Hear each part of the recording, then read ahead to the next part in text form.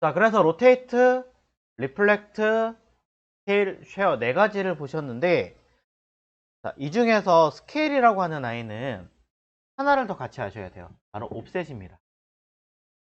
스케일은 하나의 도형이 있으면 그 도형을 뭐 하는 거예요? 똑같은 비율에 아니면 가로 세로 비율만 다르게 해서 작게 하거나 크게 하는 개념이에요.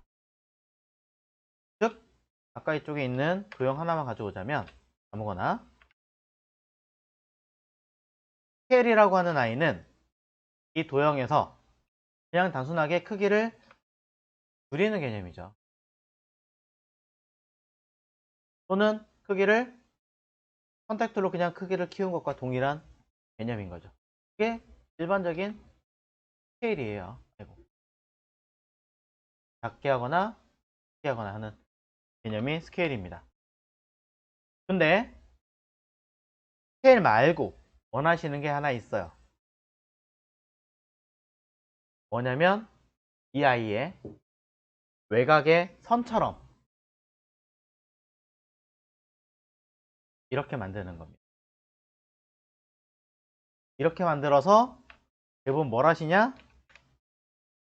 밑에다 깔고 하나 만들고 또 밑에다 깔고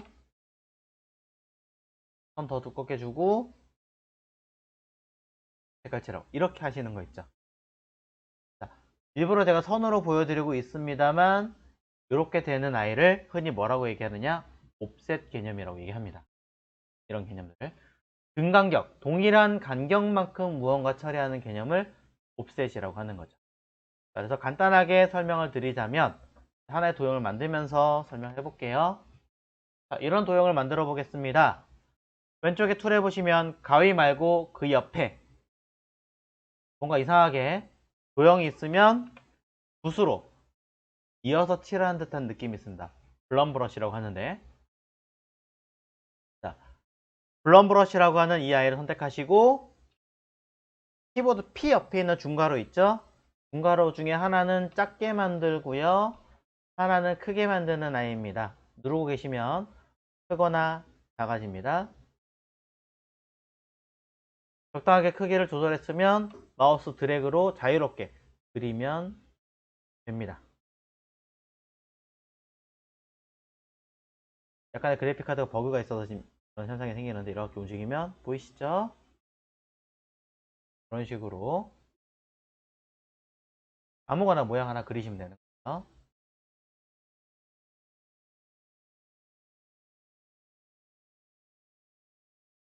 이 상태에서 옵셋을 보자면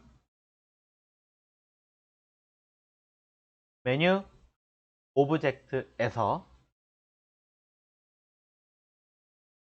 패스에서 옵셋 패스라고 하는 아이를 선택하시면 되는 거죠. 도형 하나를 간단하게 그리고 패스에 옵셋 패스라고 하는 아이를 선택하시면 외곽에 되어져 있는 이 간격을 일정 크기만큼 크거나 반대로 앞에 마이너스를 붙이면 안으로 들어가게 형태를 만드는 개념입니다.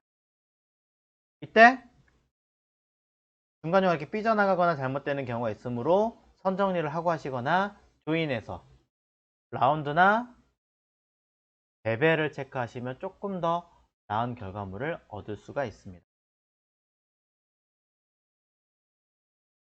라운드 뭐 이런 것들. 그러면 안쪽에 있는 도형과 바깥쪽에 있는 도형 이런 식으로 또 한 번 더 할까요? 오브젝트, 패스, 옵셋 누르시면 현재 도형에서 조금 더 바깥쪽으로 튀어나가는 아이를 또 만들게 되는, 이게 스케일과 다른 옵셋이라는 개념이죠.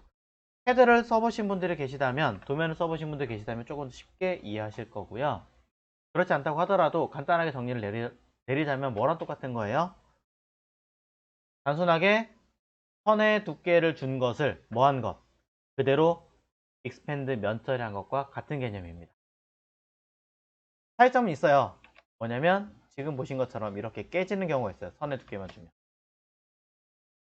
대시라인 체크했을 때도 이런 비슷한 경우 있으셨을 거예요. 근데 옵셋은 이런 개념들, 이런 버그들도 깨끗하게 잡아주니까 오히려 더 활용 면에서는 굉장히 좋은 기능이다라고 볼 수 있는. 실제로 저 같은 경우는 선두께서 면 주는 건 거의 안 쓰고 그냥 다이렉트로 이렇게 옵셋으로 면 주는 걸 훨씬 더 많이 사용. 자, 그래서 이거를 가지고 밑에 만들어 보세요 라고 했던 건데, 잘 보세요. 왼쪽에 보이는 것처럼 만드실 때 주의사항과 함께 같이 보여드립니다. 옵셋이라고 써있는 이 글자는 잘 보면 FF 살짝 떨어져 있습니다. 이 상태에서 오브젝트에서 패스에서 옵셋 패스를 이용해서 이렇게 옵셋을 걸어줍니다. 선두께를 조금만 줄게요. 한 1.5mm 정도만 해보겠습니다. 1.5mm만 해서 살짝 잘 안 보이게끔 해놓긴 했지만 일부러 OK 누르고 선택 해제하지 마시고 그대로 면 색깔 바꿔서 구분 가능하게 할게요. 그대로 면 색깔을 제가 바꾸면 한 가지 이상한 점이 하나 보이게 될 거예요. 아까 여기 미세하게 틈이 있었는데 아예 밀고 들어가 있죠. 또 이 자리도 이 자리도 파먹은 것처럼 다 세팅이 되어 있습니다. 이 얘기는 뭐냐면 요 두 개 그룹, 요 두 개 그룹, 요 두 개 그룹, 요거 두 그룹이란 얘기예요. 쉽게 말하자면. 그럼 이 상태에서 다시 옵셋을 또 누르면 또 걔네끼리 하기 때문에 우리가 원하는 뒤에 간다라는 개념으로 잡히지 않는다는 거죠. 그래서 제가 이거 선택 해제하지 마시라고 분명히 얘기했어요. 이 상태에서 뭘 하셔야 되냐면 그대로 컨트롤 X 잘라내셔야 돼요. 컨트롤 X라는 단축키 뭔지 아시죠? 잘라내기.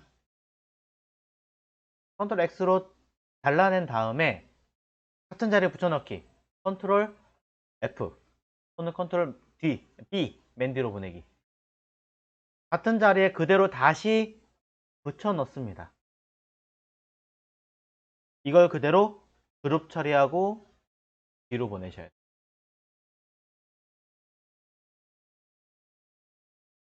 다시 보여드려요. 그룹되어 있다고 하더라도 오브젝트 패스, 자 미리 색깔 연하게 하고 갈게요. 패스, 옵셋 패스를 이용해서 약간 크게 만들었다면 오케이. 이 상태에서 다시 뭘 하지 마라. 옵셋을 하지 마라. 왜냐? 계속 다른 글자를 잡아먹고 있을 테니까. 계속 잡아먹고 있어요. 그럼 이거를 하나하나 다시 맞춰야지 하면 그룹을 다 풀고 하나 선택해서 뒤로 보내고 그룹 찍고 다시 중간에 아이들을 또 선택을 해서 그룹 찍고 또 맨 뒤로 보내고 하셔야 돼요. 그게 더 일이에요. 그래서 요령을 알려드리자면 이렇게 해라. 얘네들을 옵셋 걸었으면 그 자리에서 컨트롤 X 잘라라. 옵셋 처리하는 그 순간에는 얘네들은 선택이 안 돼 있는 상태거든요. 컨트롤 X를 하면 바로 잘라내죠. 그럼 같은 자리에 붙여넣기 컨트롤 F 같은 자리 앞에 붙겠죠? 그룹합니다. 색깔 바꾸면 앞에 있는 얘네들끼리만 색깔이 바뀌겠죠? 그대로 맨 뒤로 옮겨 버립니다. 그럼 앞에 거 따로 뒤에 거 따로라는 개념이 없습니다. 필요하다면 패스파인더 합칠 수는 있겠지만 그건 나중에 얘기고. 그럼 다시 뒤에 것만 잡아서 옵셋 패스, 옵셋 패스 걸면 필요한 만큼 다시 또 뭔가를 하겠죠. 오케이 걸고 색깔 그대로 바꿔보면 또 겹쳐요. 또 컨트롤 X 또 잘라내야 돼요. 하자마자 바로. 그리고 같은 자리 다시 붙여놓고 그룹 맨 뒤로. 요 순서를 잘 기억하셔야 돼요. 옵셋을 하자마자 제일 먼저 하실 일은 뭐냐? 뜯어내야 돼요. 뜯어내서 다시 붙여놓고 그룹 지으셔야 돼요. 요거 모르시면 제일 많이 실수하시는 것 중에 하나.